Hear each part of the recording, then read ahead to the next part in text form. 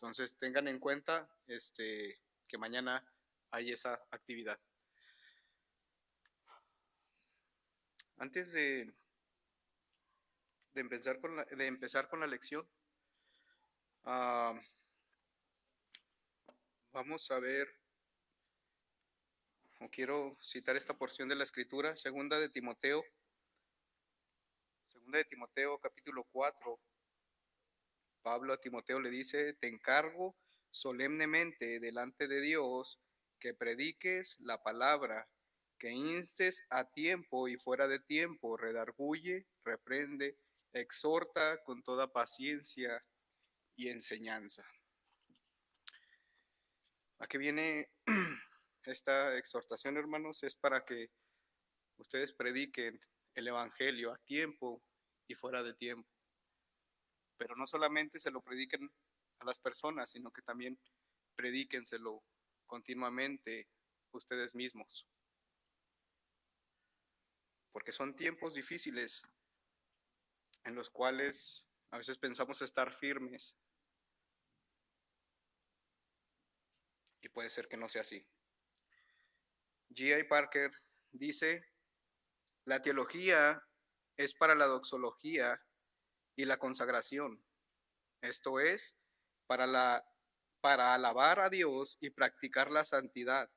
Por consiguiente, se le debe presentar de tal forma que nos haga conscientes de la presencia divina. Hermanos, estamos estudiando esta confesión de fe, no solamente para tener ese intelecto, ese conocimiento, sino para practicarlo, para alabanza del Señor, pero también para que nosotros nos santifiquemos en su palabra, para que la practiquemos, porque de nada nos sirve, como nos han dicho nuestros hermanos, tener ese conocimiento. Ese intelecto sin la práctica es un conocimiento vano. Entonces, que esto nos sirva para nosotros practicar esa santidad, pero también para alabar de una mejor forma a nuestro Señor. Entendiendo esto, vamos a ver lo que es este capítulo número 4, que si no mal recuerdo, y ustedes me corregirán, hermanos, si está en la página 21 de nuestros libros de la confesión. Y vamos a estar viendo esta porción. Espero que algunos de ustedes, o todos, que es lo que debería más bien de estar leyendo nuestra confesión, de estarla estudiando y perdón, y iniciando en este capítulo número 4 de nuestras confesiones, tenemos inicio donde nos habla: en el principio agradó a Dios Padre y a Hijo y Espíritu Santo. Entonces tenemos esta primera porción que nos dice la confesión de fe, donde nos habla de en el principio agradó. Y vemos que el tiempo de la creación tiene un principio. El primer versículo de la Biblia establece en forma definitiva que el mundo no comenzó por sí mismo. La frase con que se inicia el relato no se refiere a la eternidad, sino al principio del mundo, como se describe en este capítulo, que nos dice esa palabra hebrea que es Bereshit, en el principio. Y avanzando nos dice a quién causó o cuál fue el causante de este principio sobre la tierra, y nos habla de a Dios Padre, Hijo y Espíritu Santo. Y la palabra que utiliza aquí, o al menos, bueno, aquí en Génesis 1.1 es la palabra Elohim, que se usa en Génesis 1.1, y este término es un término genérico. ¿En qué sentido? Que significa, o el significado de este término Elohim es el fuerte o deidad suprema. En su estructura encierra pluralidad en la unidad. Es un término que refleja pluralidad. La etimología de este versículo no es fácil para los eruditos. Sin embargo, parece haber consenso en que no hay razones lingüísticas como para no asumir el significado de fuerza o de poder. Y se aplica el nombre Elohim en el Antiguo Testamento a los dioses de las naciones, a jueces y ángeles, pero se usa de manera muy especial con respecto a Dios de Israel e indica lo absoluto de su deidad. El uso del nombre Elohim es muy apropiado en Génesis 1, donde Yahvé es exaltado como el creador todopoderoso. Y lo tenemos también muy apropiado en Juan 1:1. En el principio, hablando del Hijo, ya existía el Verbo y el Verbo estaba con Dios y el Verbo era Dios. Él estaba en el principio con Dios y todas las cosas fueron hechas por medio de Él y sin Él nada de lo que existe o de lo que ha sido hecho fue hecho. Entonces nos habla que el Hijo estaba con el Padre en este principio de la tierra. Pero también Génesis 1:2 nos dice que la tierra estaba sin orden y vacía y las tinieblas cubrían la superficie del abismo y el Espíritu de Dios se movía sobre la superficie de las aguas. Entonces, ¿qué vemos? Que la Trinidad estuvo involucrada en el inicio de este tiempo. Vemos que el universo no es producto de la evolución, sino de la mano creadora de Dios. No hay tal cosa como una masa caliente que explotó y por azar todo vino a la vida y entre millones de galaxias existió un puntito azul que está ahí con vida y todas estas cuestiones de la evolución, sino que todo fue hecho perfecto, como vamos a ver más adelante. No fue que de la nada existió algo, sino que la existencia de la tierra fue a causa de nuestro Dios. Dios fue el causante de este principio de la tierra. Pero también vemos que para la manifestación de la gloria de su poder, sabiduría y bondad eternos, y vemos que para la manifestación de su gloria, Romanos 11:36 nos dice, porque de Él, por Él y para Él son todas las cosas. A Él sea la gloria para siempre. Amén. Nos vemos que esta creación fue ¿para qué? Para la manifestación de su gloria. Jeremías 10:12 nos dice, Él es el que hizo la tierra, ¿con qué? Con su poder, el que estableció el mundo con su sabiduría y con su inteligencia extendió los cielos. Entonces nos habla de su poder y su sabiduría. Y cuando nosotros vemos con cuál precisión se creó este sistema solar, y no solamente este sistema, pero vamos a enfocarnos en este sistema solar, vemos que fue tan preciso a un grado superlativo, a un grado supremo, a tal punto que si la Tierra se inclina algo tan insignificante, un lado se tuesta y otro lado se congela. Si la Tierra deja de rotar, no estoy seguro, creo que son 23,000 kilómetros, algo así, por ahí anda la cifra, igual, o sea, nos salimos de órbita. Estamos a la distancia correcta del Sol, el Sol brilla y tiene irradiación de calor, es todo tan perfecto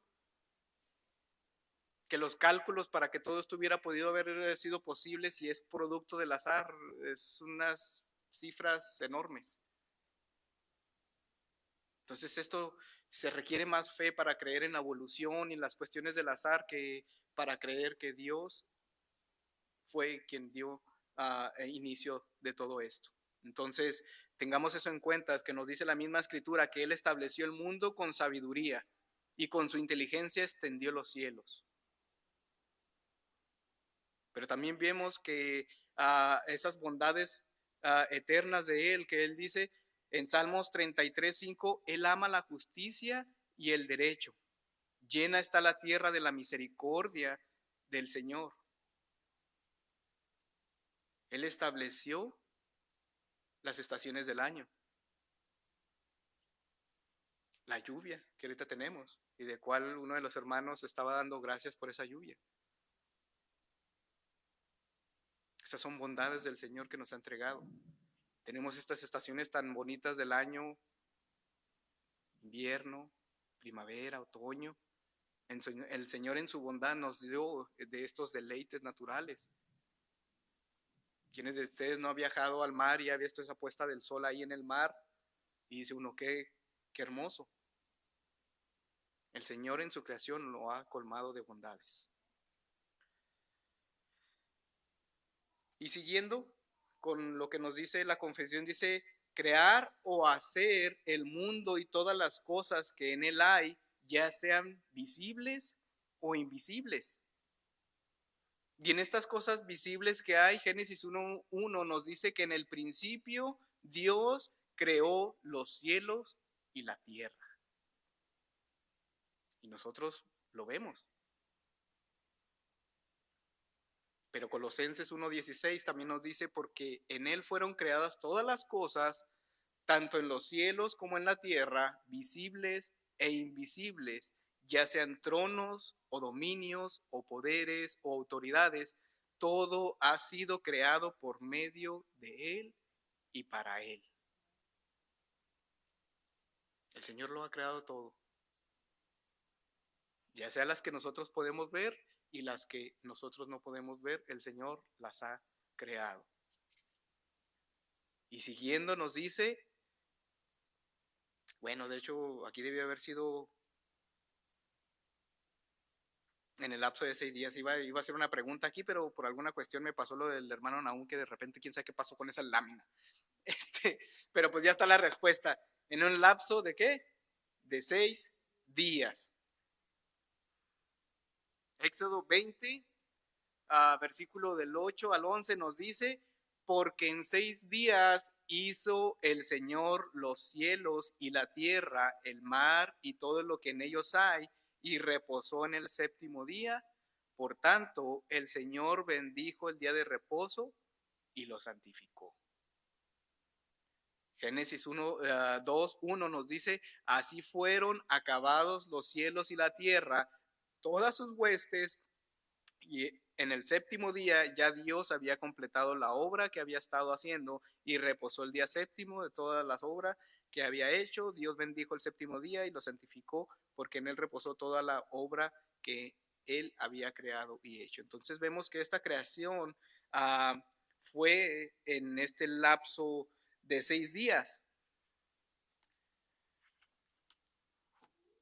¿Alguno me puede decir ustedes cuáles fueron los días y qué fue lo que creó el Señor en cada día? ¿Recuerdan? Ahí están los dibujitos.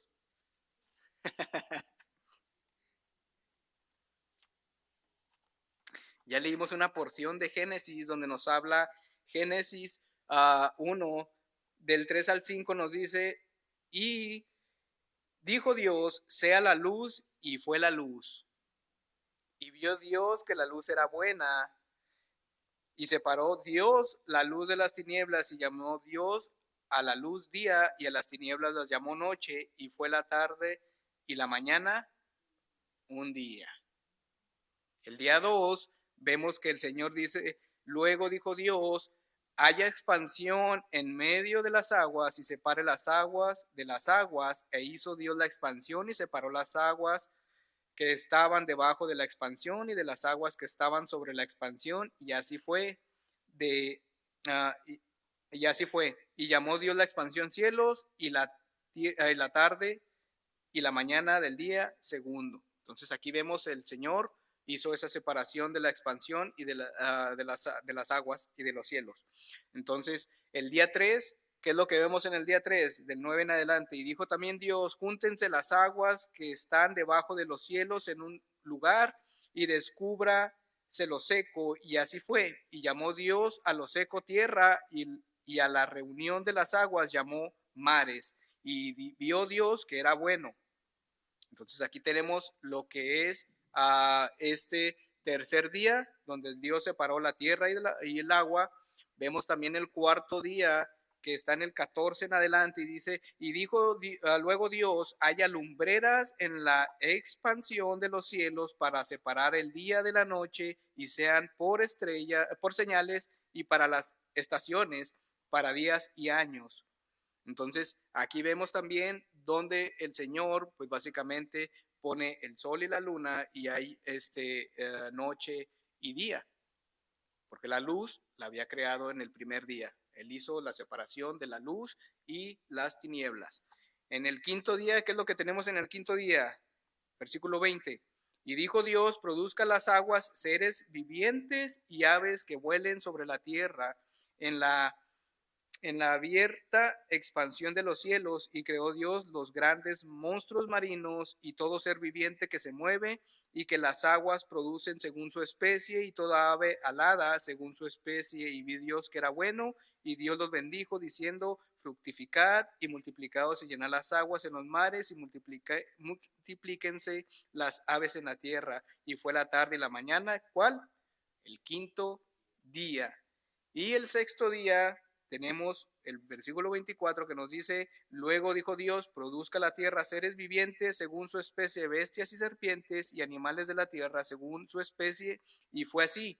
E hizo Dios animales de la tierra según su especie, y ganado según su especie, y todo animal que se arrastra sobre las tierras según su especie, y vio Dios que era bueno. Entonces dijo Dios, hagamos al hombre y a nuestra imagen, conforme a nuestra semejanza, y señoree en los peces del mar, y en las aves de los cielos, en las bestias, y en toda tierra, y en todo animal que se arrastre sobre la tierra. Y creó Dios al hombre a imagen de Dios lo creó, varón y hembra los creó, y los bendijo Dios, y les dijo, fructificar y multiplicaos, llenad la tierra y sojuzgadla, y señoré en los peces del mar, en las aves de los cielos, y en todas las bestias que se mueven sobre la tierra. Y dijo Dios, he aquí, os he dado toda planta que da semilla, que está sobre la tierra, y todo árbol que hay fruto y que dé semilla, os será para comer. Y a toda bestia de la tierra, y a todas las aves de los cielos, y a todo lo que se arrastra sobre la tierra, en que hay vida, toda planta verde les será para comer. Y fue así. Y vio Dios todo lo que había hecho, y he aquí que era bueno en gran manera, y fue la tarde y la mañana el sexto día. Entonces, vemos aquí en la descripción de Génesis cómo el Señor creó todo en 6 días. Y vemos también que aquí, y por lo más seguro es que van a escuchar en algún lugar sobre esta disputa que hay sobre si fueron días de 24 horas o fueron un periodo extenso de tiempo, y todas estas cuestiones. Pero nosotros creemos que esto fue en un periodo de 24 horas, de un día. Porque si vemos esto, vemos que toda la creación apuntó al hombre con su finalización. Es difícil aceptar que preparación para este objetivo durara miles de años, como algunos dicen. Todos los días de la creación deben haber sido de la misma duración. ¿Quién puede aceptar, sin embargo, que un día en el que no ocurrió nada más que la separación entre la luz y la oscuridad fuera en un día de miles de años? O de igual forma, en la creación del hombre. Entonces tendríamos que decir que este periodo en el que hizo al hombre, es que me tardé 1000 años haciéndole un ojo y otros 1000 años haciéndole el otro ojo, y entonces vemos que esto pues no suena muy lógico, porque nos habla también de fue la tarde y fue la mañana, y todo esto nos da a entender que fueron periodos de 24 horas. Entonces, avanzando, vemos que en Génesis 1:31 dice que Dios vio todo lo que había hecho, y era ¿qué? Bueno en gran manera. Y por alguna razón, yo que andaba muy dormido, hermanos.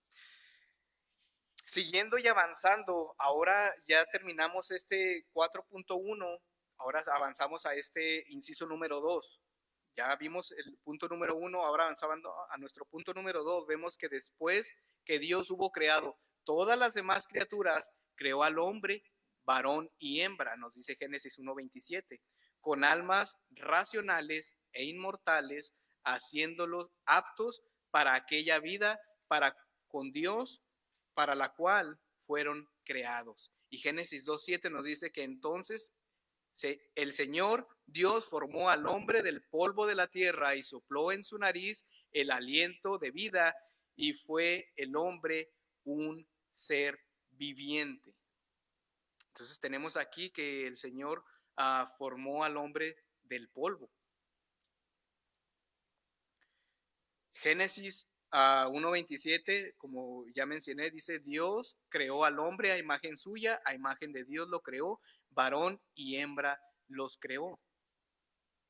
Y nos habla a Mateo sobre esta porción. Mateo 10:28 nos dice, no teman a los que matan el cuerpo, pero no pueden matar el alma.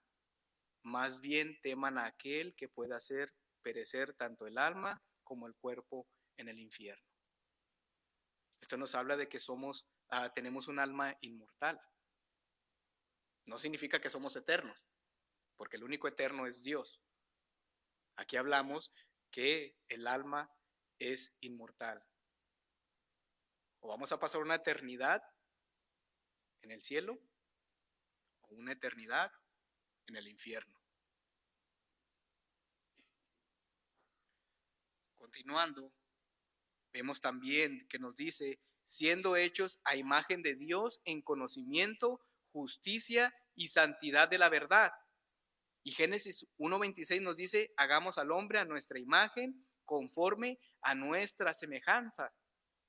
Y ya hemos visto, para los que han estado en la escuela dominical, cuando vimos el primer libro sobre los atributos de Dios, ¿cuáles eran los atributos de Dios?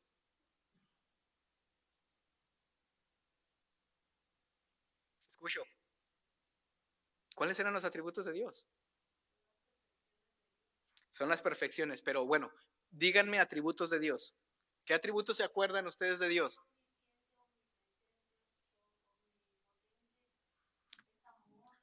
Ok, bueno, vamos a hablar de voy a ser un poco más específico porque tiene muy abierta la pregunta.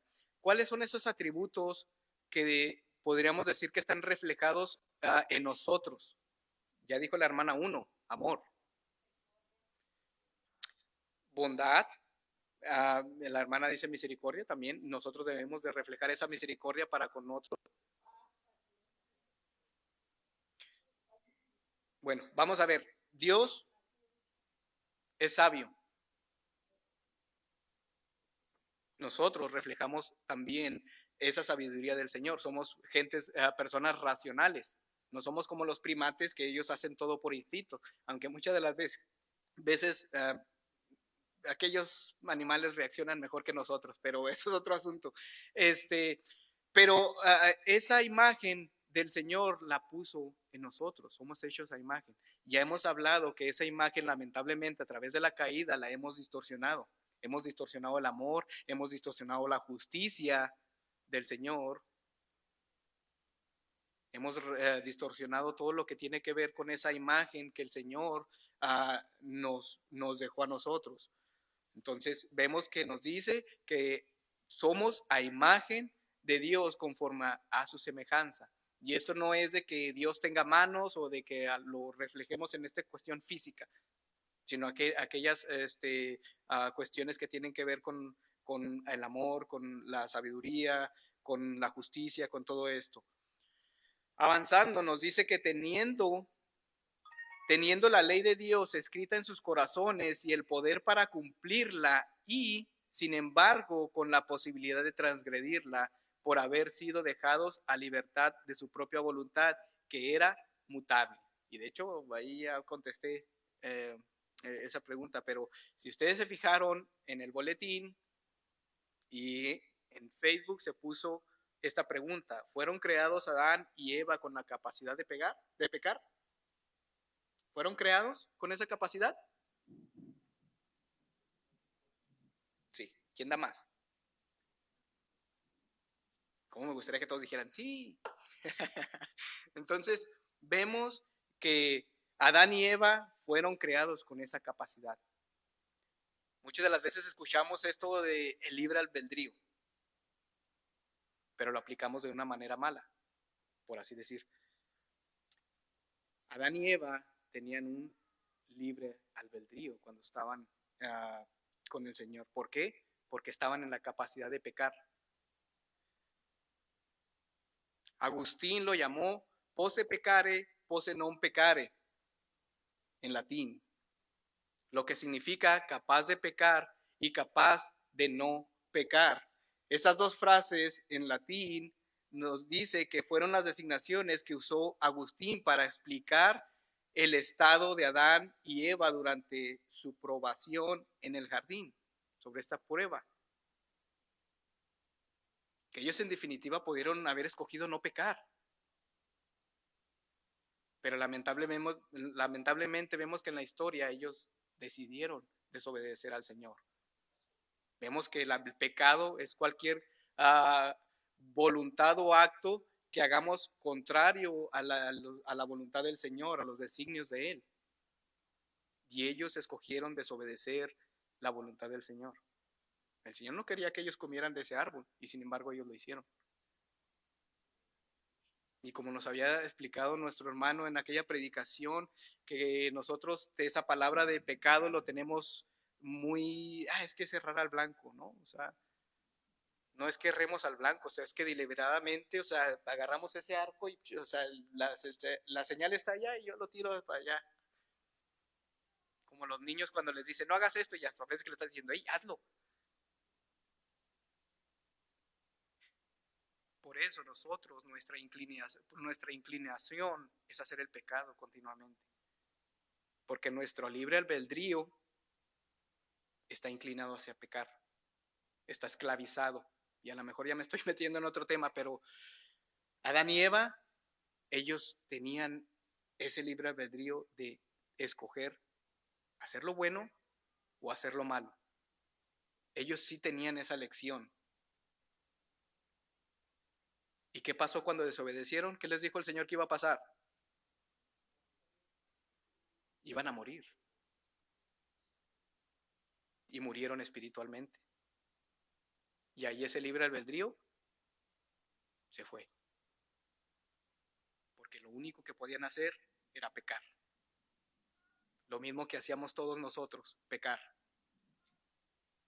Éramos una fábrica de pecar. Pero gracias a Cristo Jesús, Él nos ha libertado. Hay un canto que dice, es que yo tengo libertad para danzar. No. Si de algo nos libró el Señor, es del pecado. De eso nos libertó el Señor. Ya no somos esclavos del pecado. Ahora podemos pelear contra el pecado y ponerle un alto. Siempre y cuando estemos alimentándonos de la palabra del Señor. Porque si no, esa lucha con la carne es difícil. Entonces, avanzando, porque se me hace que ya estoy hasta predicando, entonces, nos dice la misma, esta porción, entonces vemos que teniendo la ley de Dios escrita en sus corazones y el poder para cumplirla, y sin embargo con la posibilidad de transgredirla, lo que dice, o sea, con esa posibilidad de que ellos tenían de obedecer o de no obedecer, por haber sido dejados a la libertad de su propia voluntad. Entonces, que dice que era mutable. Y esta palabra que dice mutable es que ellos podían cambiar de parecer. Cuando lo aplicamos para Dios, que dice que es inmutable, significa que Dios no cambia. Él dice sí y es sí. No es no. No hay con que, déjame ver, o se me hace que ahora sí lo cambio. No. El Señor es inmutable, nosotros sí. Nosotros cambiamos de parecer como cualquier cosa, o sea, somos muy volubles. Eclesiastés 7:29 dice, mira, solo esto he hallado, que Dios hizo rectos a los hombres. Pero ellos buscaron ¿qué? Muchas perversiones. La esta que parece trabalenguas NBLA nos habla de artimañas. Pero el Señor nos hizo rectos. Bueno, hizo a Adán y Eva rectos. Ellos podían elegir. Y aquí vemos y nos habla esta escritura de que Dios no los hizo con esta disposición a que ellos pecaran. Esa fue la responsabilidad de ellos. Ellos pecaron deliberadamente, al igual que lo hacemos nosotros. Y como hemos visto, ya nuestro hermano Naún y nuestro hermano Fabián nos hablaron sobre esto de los decretos del Señor, y nos hablaron de que el Señor actúa, Él decreta las cosas, pero a nosotros nos deja en ese estado en el cual cuando nosotros pecamos es porque nosotros pecamos deliberadamente, por nuestra propia voluntad. El Señor no coacciona, no empuja a nadie a que, ay, mira, ándale, bebé, y haz esto. Eso lo hacemos por nuestra propia voluntad. Avanzando, y esto ya fue lo último que teníamos que ver con esta porción del inciso número 2, y ahora avanzando al número 3, nos dice, además de la ley escrita en sus corazones, recibieron un mandato de no comer del árbol del conocimiento del bien y del mal.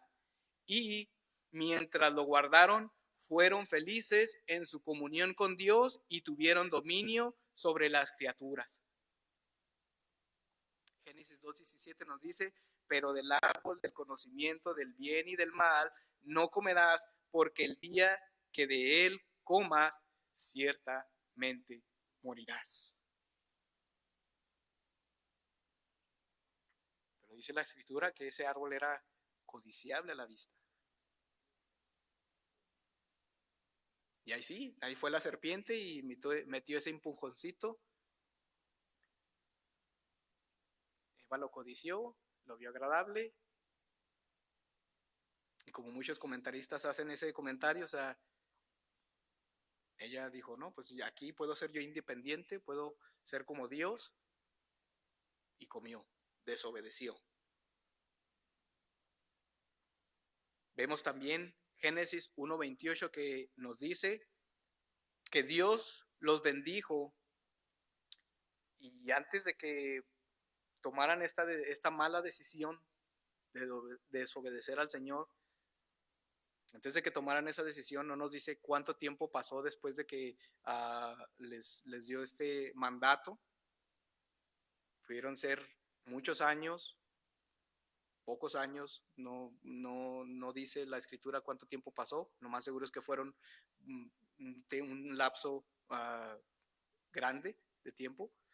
Nos dice que Dios los había los bendijo y les dijo, sean fecundos y multiplíquense, llenen la tierra y sométanla, ejerzan dominio sobre los peces del mar, sobre las aves del cielo y sobre todo ser viviente que se mueve sobre la tierra. Y ellos, como dice aquí, debieron de haber sido las criaturas más felices, porque tenían comunión directa con el Señor. Ellos tenían comunión directa, y dice que el Señor iba y se paseaba en medio de ellos. Tenían comunión directa con el Señor y decidieron desobedecerle. Y lo más seguro, bueno, no lo más seguro, cada uno de nosotros hubiera hecho lo mismo. Y a veces lo digo bromeando, y lo más seguro es que a mí, en cuanto me hubieran puesto en el mismo huerto ahí, me hubieran dicho, ay, no comas del árbol, 15 segundos y ya estaba yo. Por eso dice la escritura que Adán fue nuestro mejor representante. No hubo mejor representante en la tierra que Adán. Porque lo más seguro, bueno, otra vez, disculpe, porque cada uno de nosotros hubiera cometido ese error. Y ahí sí, lo más seguro es que antes que Adán. Entonces, vemos que esta porción nos habla de que fueron felices en su comunión con Dios y tuvieron dominio sobre las criaturas. Y esto tiene que ver, esto es lo último que tiene que ver con este capítulo número 4 de la creación. Entonces vemos que el Señor creó todo, todo lo que vemos y lo que no vemos. Creó la tierra, creó todo lo que hay en la tierra en 6 días. Vemos que en este inciso número 2 veíamos que el Señor nos creó a su imagen y que aquellas personas tenían esa capacidad de escoger el bien o el mal, de obedecerle o desobedecerle. Lamentablemente vemos que escogieron mal, y en este 3 nos habla de que ellos tenían o tienen esta ley escrita en sus corazones. Lo mismo que nos dice Romanos sobre que todos tenemos esa ley en nuestros corazones. Entonces, esto es lo que tiene que ver con de la creación de Dios, y es hasta aquí terminamos. Entonces, se abre el